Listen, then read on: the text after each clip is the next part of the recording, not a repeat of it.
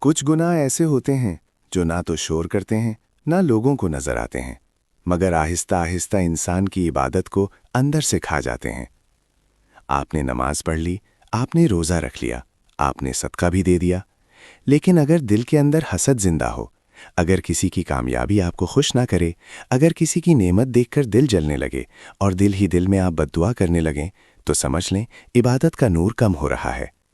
یہ وہ بیماری ہے جو زبان سے کم اور دل سے زیادہ جنم لیتی ہے۔ پھر غیبت، جو اکثر الفاظ سے نہیں سوچ سے شروع ہوتی ہے۔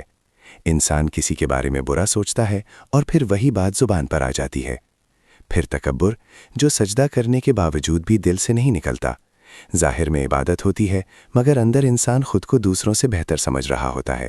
اور پھر ریا، وہ خطرناک چیز جو عبادت کو اللہ کے لیے نہیں رہنے دیتی بلکہ لوگوں کی تعریف اور واہ واہ کے لیے بنا دیتی ہے۔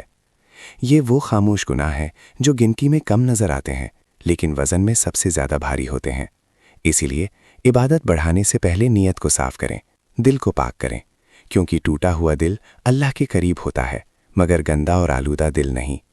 اپنے آپ کو بار بار پرکھیں، اپنے باطن کو سنواریں، کیونکہ اصل اصلاح شور میں نہیں ہوتی، اصل اصلاح خاموشی میں ہوتی ہے۔